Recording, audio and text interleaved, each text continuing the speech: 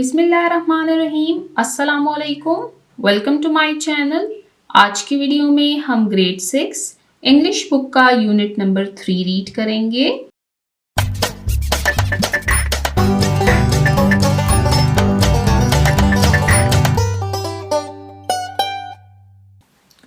Unit number 3 health and safety यानी सेहत और हिफाजत।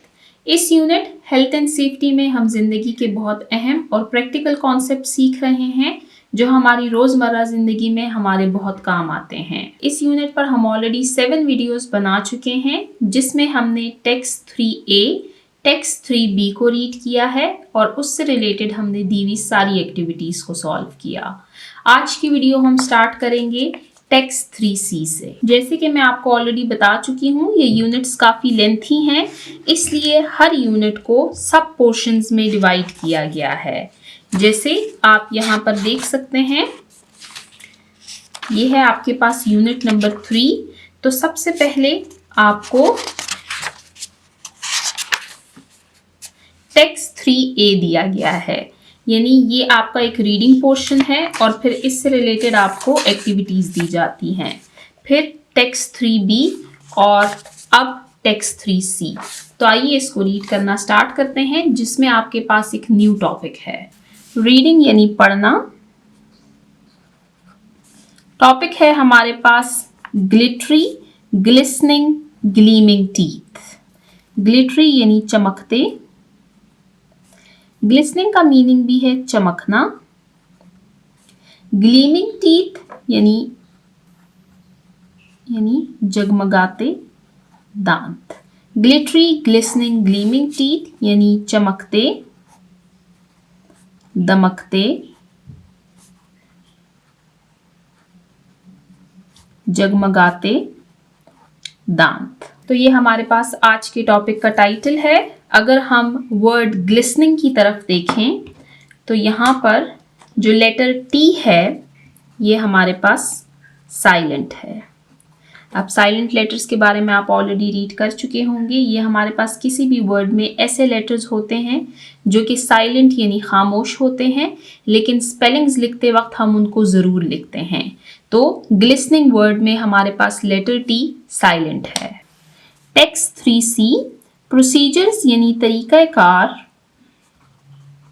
कैन बी रिटन इनको लिखा जा सकता है इन द फॉर्म हालत ऑफ पैराग्राफ्स 2 कि तरीक़ाकार पैराग्राफ की सूरत में भी लिखा जा सकता है। द गिवन आर्टिकल, आपको नीचे जो मजमून दिया गया है, इज अ प्रोसीजर, ये एक तरीक़ाकार है। टू ब्रश योर टीथ, अपने दांतों को साफ करने का, यानी नीचे आपको जो मजमून दिया गया है ये दांत साफ करने का एक तरीका है। रीड, पढ़िए, इट केयरफुली, इसको एहतियात से, एंड आइडेंटिफाई और पहचान कीजिए the procedure to be followed in steps, और इसमें दिए गए स्टेप्स यानी मराहिल को पहचानिए। अब यहाँ पर आपको फिर से प्रोसीजरल राइटिंग के बारे में बताया गया है। प्रोसीजरल राइटिंग के बारे में हम इस यूनिट में ऑलरेडी रीड कर चुके हैं। लास्ट वीडियो के राइटिंग पोर्शन में हमने इसको रीड किया था और इससे पहले हमने यहाँ पर भी इसको रीड किया था। अब यहाँ पर आपको फिर से प्रोसीजरल राइटिंग के बारे में पढ़ाया जा रहा है और आपको ये बताया जा रहा है कि जो प्रोसीजरल राइटिंग है इसको हम पैराग्राफ्स की फॉर्म में भी लिख सकते हैं।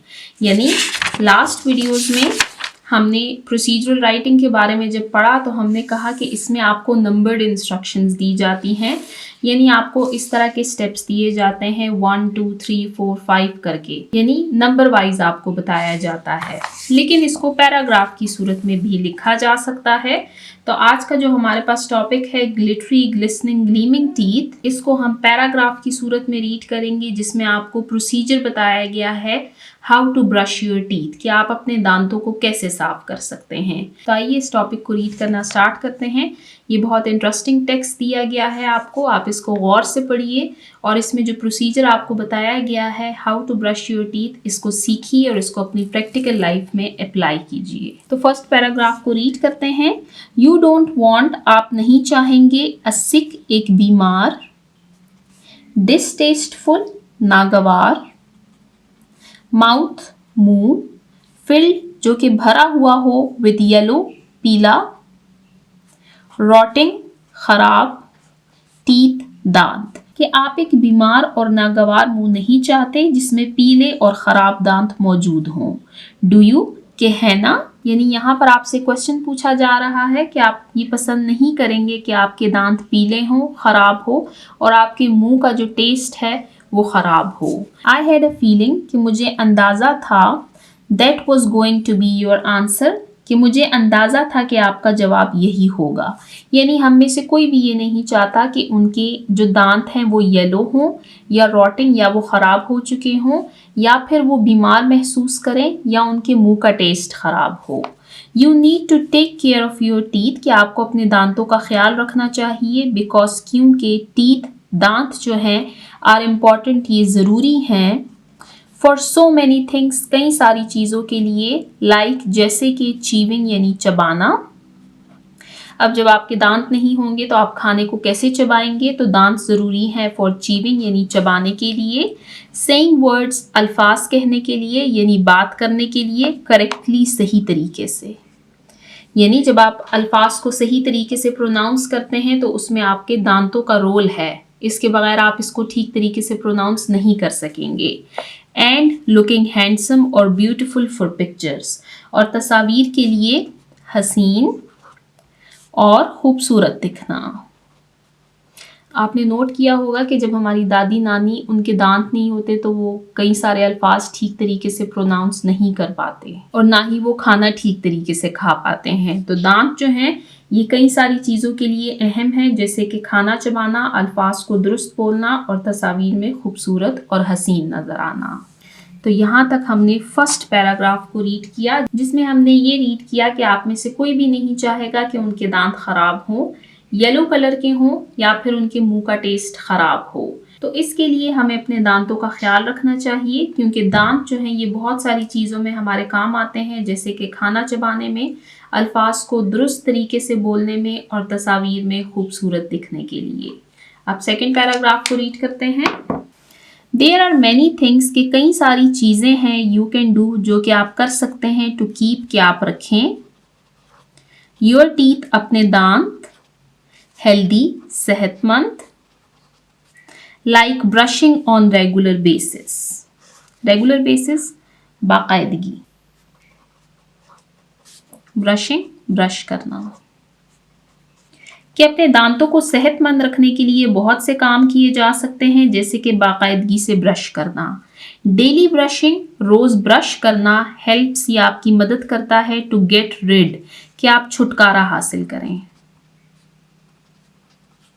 Of plaque, bacteria, cavities and bad breath. Plaque कहते हैं मैल को, बैक्टीरिया कहते हैं जरासीम को, कैविटीज कहते हैं दांत में कीड़ा लगने को, और बैड ब्रेथ कहते हैं बदबू को। कि रोजाना ब्रश करने से हमारे दांतों में प्लैक यानी मैल नहीं जमेगा, जरासीम नहीं आएंगे, कैविटीज यानी हमारे दांतों में कीड़ा नहीं लगेगा और हमारे मुंह से बदबू खत्म हो जाएगी। फॉलो दीज इजी, फॉलो यानी पैरवी कीजिए, दीज इजी यानी ये आसान, स्टेप्स मराहिल, ऑन द क्वेस्ट, क्वेस्ट कहते हैं मुहिम को, ऑफ स्पार्कलिंग यानी चमकना, चमकते हुए, शाइनी, शाइनी भी चमकने को कहते हैं, स्ट्रॉन्ग टीथ, मजबूत दांत, कि चमकते और मजबूत दांत हासिल करने के लिए इन आसान मराहिल पर अमल करें। क्वेस्ट का जो वर्ड यहाँ पर यूज़ किया गया है, यानी यहाँ पर मिशन की बात की गई है। अब आपका मिशन क्या है? Sparkling shiny strong teeth. ये हासिल करने के लिए आपने क्या करना है? आपने इन इजी स्टेप्स को फॉलो करना है। जैसे कि हम स्टार्ट में रीड कर चुके हैं कि यहाँ पर हम प्रोसीजर रीड करेंगे, how to brush your teeth. तो अब हम नीचे दिए गए स्टेप्स को रीड करेंगे जो कि स्पार्कलिंग शाइनी और स्ट्रॉन्ग टीथ यानी मजबूत दांतों के लिए ज़रूरी है। अब जो लास्ट पेज पर हमने common features of procedural writing read किए हैं पेज नंबर 67 में, उसको आप माइंड में रखिए। सबसे पहले हमने इंट्रोडक्शन रीड किया है। यहाँ पर आपको नंबर्ड इंस्ट्रक्शंस नहीं दी गई, बल्कि आपको यहाँ पर पैराग्राफ की फॉर्म में प्रोसीजर पढ़ाया जाएगा। फिर उसके बाद आप देख सकते हैं आपको इम्पेरेटिव कमांड्स दी जा रही हैं। आपसे कहा जा रहा है that you need to take care of your teeth, कि आपको हुक्मी जुमले दिए जा रहे हैं कि ये काम आपने ज़रूर करने हैं। उसके बाद आप देख सकते हैं सेकंड पर्सन लैंग्वेज का इस्तेमाल किया जा रहा है, यू का यूज़ किया जा रहा है और टाइम फ्रेजेस को हम आगे रीड करेंगे। इसके अलावा आप देख सकते हैं कि प्रेजेंट टेंस का इस्तेमाल किया जा रहा है और स्पेसिफिक वोकैबुलरी यूज़ की जा रही है इस टॉपिक से रिलेटेड, जैसे कि bacteria, plaque, cavities, bad breath, mouth, yellow, rotting teeth, etcetera. ऐसे टॉपिक्स जो कि आप ऑलरेडी रीड कर चुके होते हैं और उससे रिलेटेड दोबारा से कोई टॉपिक आपके पास आता है तो पिछले टॉपिक को आप माइंड में रखा करें, क्योंकि ये आपको स्टेप बाय स्टेप सिखाया जा रहा है। स्टार्ट में सिर्फ आपको प्रोसीजरल राइटिंग की डेफिनेशन दी गई थी, फिर उसके कॉमन फीचर्स आपको बताए गए हैं, उससे रिलेटेड हमने एक्टिविटीज सॉल्व की हैं और अब यहाँ पर आपको एक दूसरा प्रोसीजर पढ़ाया जा रहा है। तो हमने यहाँ तक 2 पैराग्राफ्स रीड किए हैं, साथ में आप इलस्ट्रेशंस को देख सकते हैं। ये हमारे पास एक दांत की पिक्चर है जिसके हाथ में एक टूथब्रश मौजूद है। ये है टीथ और इनके हाथ में है टूथब्रश। इसके अलावा यहाँ पर मैं आपको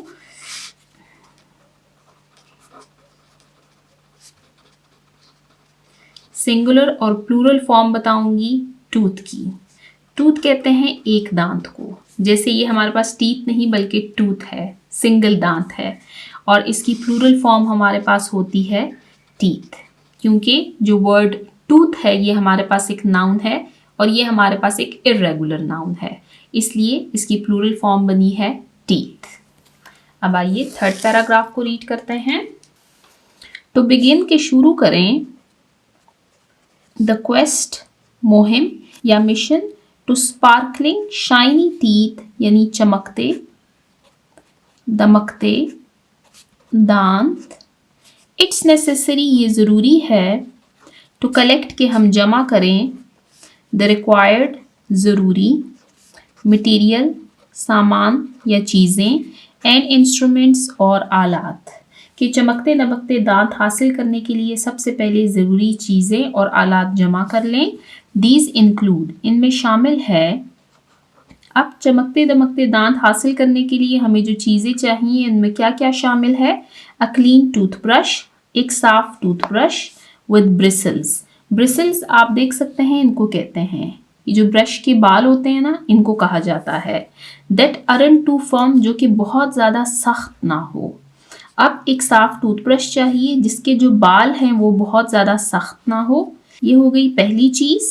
अ ट्यूब ऑफ टूथपेस्ट हमें टूथपेस्ट चाहिए। सेकेंड आइटम हो गया क्लीन वाटर यानी साफ पानी। थर्ड आइटम हो गया अ स्मच फ्री मिरर यानी एक साफ सुथरा शीशा। स्मच कहते हैं जिस पर उंगलियों के निशान या धूल मिट्टी की निशान हो, तो स्मच फ्री यानी बिल्कुल साफ मिरर शीशा। ये हो गया हमारे पास fourth item. And a sink और एक सिंक चाहिए हमें, ये हो गया फिफ्थ पॉइंट।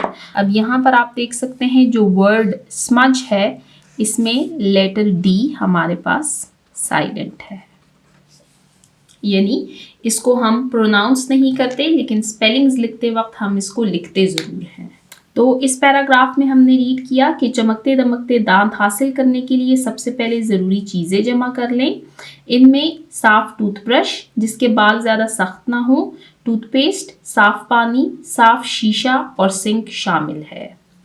ये हमारा थर्ड पैराग्राफ हो गया। अब फोर्थ पैराग्राफ को रीड करते हैं। अब आप देख सकते हैं यहाँ पर आपको प्रोसीजर पढ़ाया जा रहा है। तो सबसे पहले आपने सामान को इकट्ठे किया है। आफ्टर गैदरिंग के जमा करना। द क्लीनिंग टूल्स कि ये जो आलात हैं जिससे आपने सफाई करनी है अपने दांतों की, इनको जमा करने के बाद एंड मटेरियल्स और सामान। ग्रैब आप उठाएं।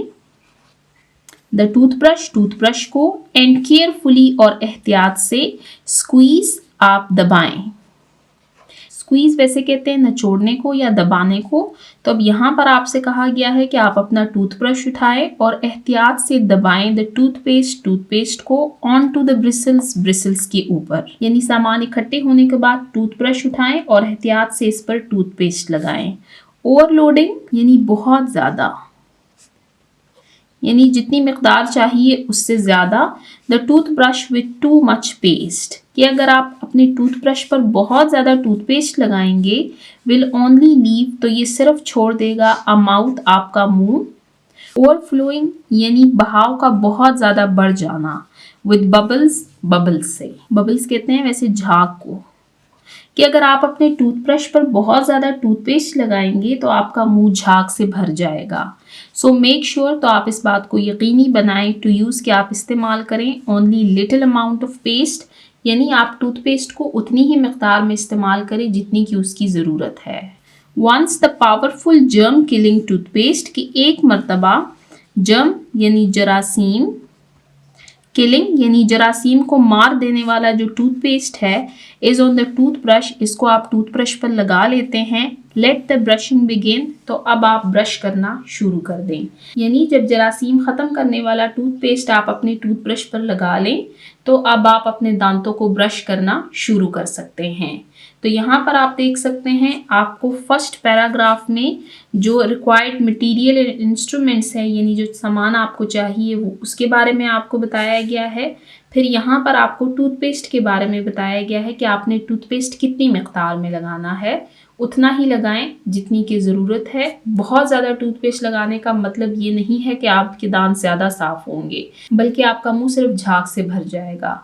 तो उतनी ही मिकदार में टूथपेस्ट का इस्तेमाल करें जितनी की ज़रूरत हो। जेंटली, आराम से, मेक स्मॉल सर्कल्स, के आराम से छोटे छोटे दायरे बनाएं, और अप एंड डाउन या फिर ऊपर और नीचे की तरफ मूवमेंट्स, हरकत, अप ऊपर, डाउन नीचे। ऑन द टीथ सरफेस, दांतों की सतह के ऊपर, विद द ब्रिसल्स, ब्रिसल्स की मदद से, कि नरमी से दांतों की सतह पर छोटे दायरे या फिर ऊपर नीचे हरकत करें। Moving all over the mouth, यानी पूरे मुंह में ब्रश करें, फॉर एटलीस्ट 2 मिनट्स, कम से कम 2 मिनट के लिए। अब यहाँ पर आपको टाइम से मुतल्लिक बताया गया है कि आपने कितने टाइम के लिए ब्रश करना है, एटलीस्ट 2 मिनट्स, यानी कम से कम 2 मिनट के लिए। रिमेंबर, आप याद रखें दैट इट्स इम्पॉर्टेंट, कि ये अहम है, ये ज़रूरी है, टू ऑल्सो क्लीन, कि आप साफ करें द गम्स यानी मसूड़ें, एंड द टंग और ज़बान, एज वेल, इसको भी, यानी याद रखें कि मसूड़ों और ज़ुबान को साफ करना भी ज़रूरी है। अब यहाँ पर आपको ब्रश करने का तरीका बताया गया है कि आपने नरमी से दांतों की सतह के ऊपर छोटे दायरे या फिर ऊपर नीचे हरकत दें उनको, और पूरे मुंह में ब्रश करें कम से कम 2 मिनट के लिए। और दांतों के अलावा आपने अपने गम्स यानी मसूड़ों और अपनी ज़ुबान को भी साफ करना है। After 2 minutes of brushing, 2 minute brush करने के बाद, कॉशियसली यानी एहतियात से, स्पिट, आप थूक दें,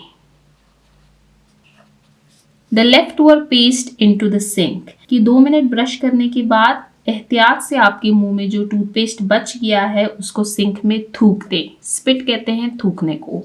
crack a quick but big smile, और फिर जल्दी से आप एक बड़ी सी मुस्कुराहट दें, टू चेक, कि आप चेक करें, टू सी, के देखें, if your teeth and mouth are clean, ये देखने के लिए कि आपका मुंह और आपके दांत साफ हैं। इफ़ नॉट, और अगर नहीं साफ, डू सम एक्स्ट्रा ब्रशिंग, तो फिर आप मज़ीद थोड़ा और ब्रश करें। अब यहाँ पर आपको बताया गया है कि 2 मिनट ब्रश करने के बाद आपने एहतियात से आपके मुंह में जो टूथपेस्ट बच गया है उसको आपने सिंक में थूक देना है। जल्दी से एक बड़ी मुस्कुराहट दें और देखें कि आपके दांत और मुंह साफ है या नहीं। और अगर आपके दांत अभी भी नहीं साफ तो फिर 2 मिनट से ज़्यादा यानी मज़ीद और थोड़ा सा ब्रश करें। राइट साइड पर आप देख सकते हैं आपको एक और इलस्ट्रेशन दी गई है जिसमें एक दांत की पिक्चर है और उसके ऊपर ब्रश किया जा रहा है। साथ में लिखा गया है केयर योर टीथ, यानी अपने दांतों की हिफाजत करें। चलते हैं नेक्स्ट पेज नंबर 69 की तरफ और रीडिंग को कंटिन्यू करते हैं। फिल, भरें, योर पाम, अपनी हथेली को, विद द कोल्ड वाटर, ठंडे पानी से, फ्रॉम द टैप, नलके से, एंड टेक अ सिप, और एक घूंट लें, यानी अपनी हथेली में नलके से ठंडा पानी लें और एक घूंट लें। गार्गल, कुल्ली करें, एंड स्विश, और घुमाएं, द वाटर पानी को अराउंड योर माउथ अपने मुंह में अंटिल तब तक ऑल द टूथपेस्ट जब तक कि सारा टूथपेस्ट रेजिड्यू यानी बाकियात यानी जितना भी टूथपेस्ट आपके मुंह में रह गया है has been removed from the teeth जब तक कि वो दांतों से निकल ना जाए। यहाँ पर आपसे कहा गया है कि कुल्ली करें और पानी को मुंह में इस तरीके से घुमाएं कि जब तक टूथपेस्ट का सारा असर ख़त्म ना हो जाए। स्पिट फिर आप थूकें द वाटर पानी को इनटू द सिंक में एंड क्विकली और फौरी तौर पर जल्दी वॉश धोएं इट डाउन उसको यानी सिंक को धोएं एंड ड्रेन और बहा दें bye turning the tap on नलका खोल के। अब यहाँ पर आपको ये बताया गया है कि जब आप सिंक में थूकेंगे तो फिर टैप को ऑन करें यानी नलका खोलें और उस तमाम चीज़ों को बहा दें। While the water is running कि जब पानी चल रहा हो रिंस ऑफ रिंस वैसे कहते हैं कंगालने को द टूथब्रश तो टूथब्रश को भी साफ करें so it's ready for the next time ताकि वो दोबारा से इस्तेमाल के लिए फिर तैयार हो।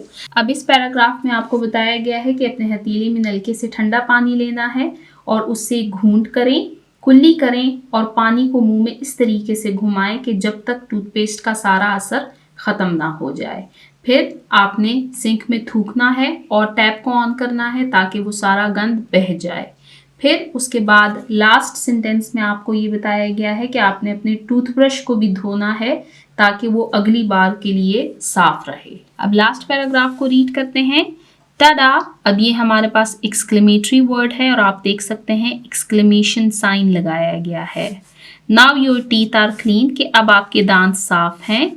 जर्म फ्री जरासीम से साफ, स्पार्कलिंग चमकते हुए, एंड फ्री ऑफ कैविटीज और कीड़ों से साफ, एंड स्टिंक ब्रेथ और बदबूदार सांस से साफ। यानी अब आपके दांत साफ, जरासीम से पाक, चमकदार और कैविटीज और बदबू से साफ हैं। इट इज़ रिकमेंडेड, ये आपको नसीहत की जाती है, आपको मशवरा दिया जाता है बाय डेंटिस्ट, डेंटिस्ट की तरफ से। अब डेंटिस्ट कौन होते हैं? डेंटिस्ट कहते हैं दांतों के डॉक्टर को। अब दांतों के डॉक्टर को डॉक्टर नहीं कहा जाता बल्कि इनको डेंटिस्ट कहा जाता है।